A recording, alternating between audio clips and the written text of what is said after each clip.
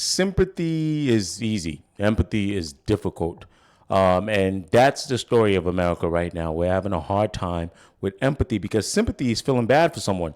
But you can easily look past it, justify the action that a certain administration has taken by saying, hey, you know what? It's best for this. It's best for foreign policy. It's best for our immigration problem.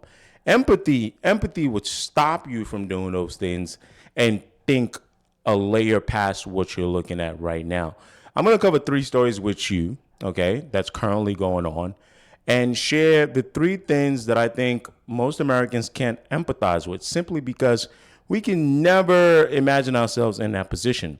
The problem, though, is to me, I've made a connection that I think it's just testing one formula after the another until it eventually gets to you.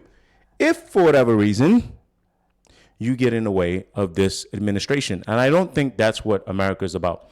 Here's White House Press Secretary Karen Leavitt, discussing potentially deporting criminals, citizens, U.S. citizens that are criminals, convicted criminals, to El Salvador. Okay, take a look at this. You're referring to the president's idea for American citizens to potentially be deported. These would be heinous, violent criminals who have broken our nation's laws. I'm going to stop right there, and I just want you to just keep that in your head. Heinous, violent criminals. Okay? Repeatedly, and these are violent repeat offenders in American She says it again. Violent repeat offenders. Okay? Streets. The president has said if it's legal, right? If there is a legal pathway to do that, he's not sure. We are not sure if there is. It's an idea that he has simply floated and has discussed very. Okay, I'm going to stop it right there. Okay, so we got that. Violent, heinous criminals. Okay, then we got, if it's possible, it's an idea being discussed. Okay, you got it? You with me? All right, cool. Just making sure. Okay, story number 2. Okay, all right. Lawyer for pro-Palestinian student detained at airport after trip abroad. Amir MacLeod said federal agents asked him to turn over his cell phone. He was detained for about 90 minutes. And he represents a pro-Palestinian protester that was protesting at the University of Michigan. Okay, he was on spring break with his family. Federal agents tried to force him to turn over his phone. He simply only gave him his contact list, and then after 90 minutes, he was released, and he gave a lot of pushback to that. Okay, that's story number 2. All right, remember, lawyer, first name Amir, last name MacLeod, representing a protester. You got it? Detained. Got it? All right, cool. Okay, and we're going to go with story number 3. All right, an administrative error sends a Maryland father to a Salvadorian prison. Okay, that is the story of Kilmar Amado Abrego Garcia. Okay, he's a Maryland father who was removed and sent to El Salvador. This comes after he migrated to the United States illegally, right? But then a judge in 2019 put in a decision that he could not be deported back because his life would be in danger. All right. There was an administrative error by ICE at the time who thought he was in the gang MS-13, and then they found out that he was not. Okay, so he was accidentally deported. A judge put in an order for him to be brought back. That went to the Supreme Court. The Supreme Court removed the deadline for him to be, brought back. So he has to be brought back. But I want you to point out something there. Okay, I said illegally migrated on purpose.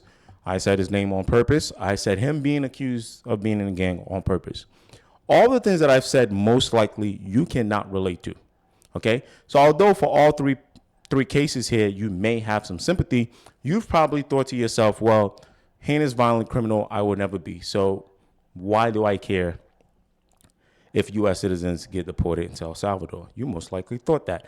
You're not a bad person. You probably had sympathy, like, oh, okay, that would be really terrible for their family, but why would I, right? And you may have had sympathy, but you still feel like the means justify the end because you've been fear-mongered, right? Criminals, dangerous, hard criminals, as though being in an American jail is not enough for you, okay? The second story, the lawyer for the pro-Palestinian student. Even if you are a lawyer, could you see yourself representing a pro-Palestinian student? Could you see yourself even being Amir MacLeod from Dearborn, Michigan? Probably not. So you think to yourself, getting detained at the airport, number one, in your phone would never happen to you. And last but not least, now, I do want to point out that lawyer is an American citizen. So he's not fair to being deported or anything like that. He made sure he pointed that out in the article. So although you might be a citizen and he's a citizen, you thought to yourself, I'm not a lawyer. And if I am a lawyer, would I be representing a poor Palestinian student? Probably not. Okay? And lastly, like I said, migrant, right? You're not a migrant. So why would you argue for due process? Why would you argue for due process for migrants? You think, well, I'm a citizen, would never be a problem. My question to you, though, is how would you prove you're a citizen if you got detained mistakenly, if you got deported mistakenly, right? So I take all these things and I said that, okay, an administration can only do this if it is most certain that, one, its base especially is not only in support of these things, maybe they could be because they're cruel. That's harsh, but that's the truth. It could be because they think the means justifies the end. And three, it's simply because they can't empathize with these people. Okay? So my ask is this, all right? Sympathy is not enough. You have to be able to empathize now, because I simply think there are just levels to this. It's just a test out phase. How long or how soon will it go from the migrant? Will it go from the heinous violent criminals that are citizens in jail? Will it go to the citizen that's not violent but representing someone that the administration has a problem with, before it goes to, I don't know, me, the random YouTuber who's just said more than enough things that has pissed Trump off, and we'll find something about him? Or just the soccer mom who, I don't know, is pissed off about the price or something, so she starts another series and goes on MSNBC and rambles about the administration. Or eventually you, the MAGA supporter, who thought this guy was the answer, and then eventually you say, you know what, I'm going to raise my voice. I have a problem with this. I have a problem with the tariffs. I've lost $7 million. How long before they find something about you as well? Okay? I'm not arguing for anything that would endanger this country.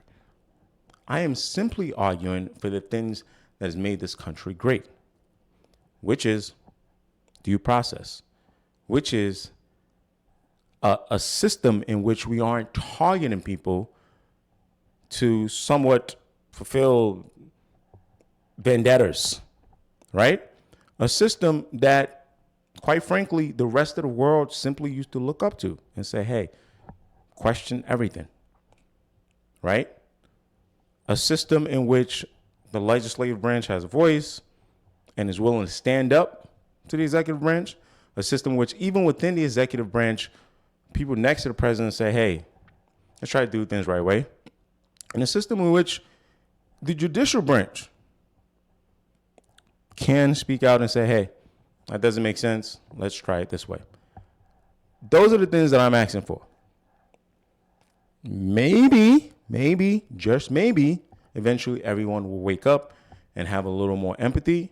But till then, sympathy is not enough.